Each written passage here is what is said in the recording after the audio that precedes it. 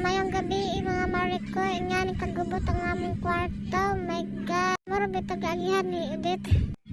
Sa panahon na maghihila na ko. Nga nakakabisi ba?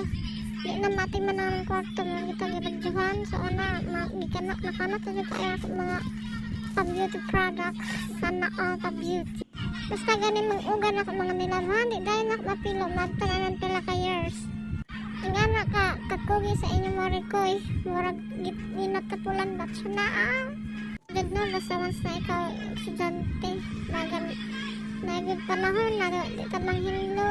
Nagid panahon na magan stress na. Pero karon nagid ko tayo manghilo kay pag-agma wala gid may klase. So karon manghilo karon sa mong kwarto kay para padulandag nga para sa mong kwarto. Di sa ta makiparites kay ang atong kwarto bagan giagihan ni Odette. Then pagkasalam maglalapag ko tayo manglaba. Pagkahuman sa paglaba ay manghiwa na po ko sa akong reports. Di sa akong likod lang sa gahunon. Tanan pinkat na makiparites. Sana So ato na i-pass forward para madali kita. So muna nga akong mga ginagamit. Mga gamit sa tumayong sa kalawas. Siyempre mga tiktok ko. Even na stress na pilit naman ito ko. Kita.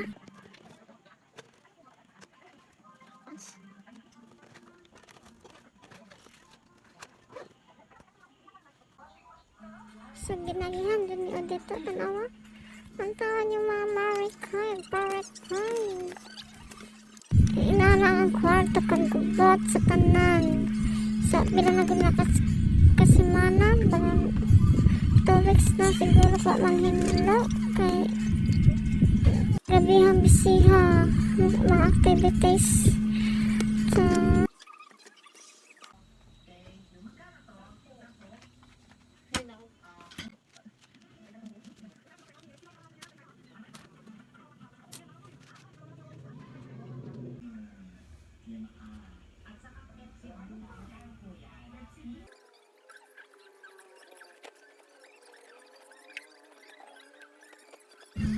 sa ato ang pastoral at mga sinina kay grabe na naghiharang na siya bagyo mga mari so ano pagkaman ang pastor bagan di na po nakadrawing ko ang atong life sige lang anig pero kaya inanak man siya ng atong kinabuhi ang atong life kailangan nila natin time na time na magkagubot ang atong mga sinina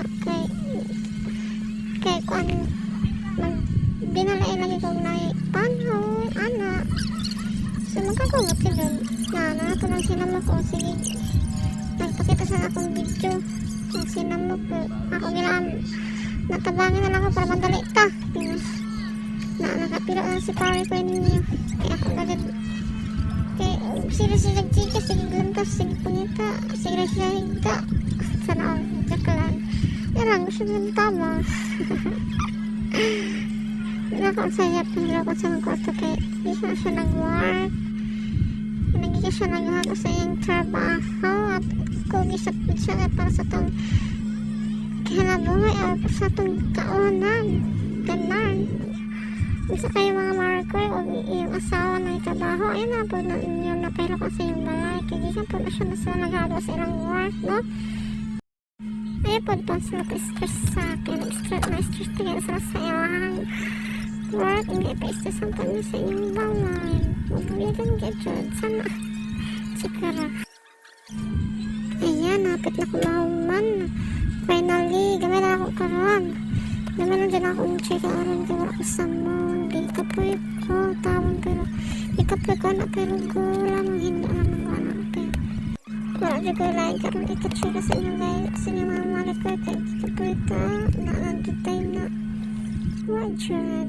pero laban yan tapos na finally natapos din may finally pa tapos na na nakakabubo sa inyong Marikoy chika rubber tao sa gold joke time sa gwapa ng